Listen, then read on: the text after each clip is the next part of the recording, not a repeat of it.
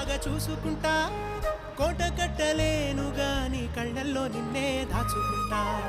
రాత ఎట్లా రాసి ఉన్నా ఆ మార్చి నీతో రాసుకుంటా